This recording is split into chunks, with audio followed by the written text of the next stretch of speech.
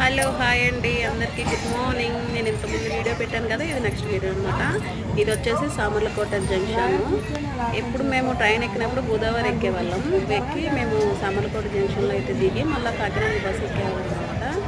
ఇది చాలా మాకు స్వీట్ మెమొరీ. ఎందుకంటే మా డాడీ ఉండేవాళ్ళు కనుక తీసుకుని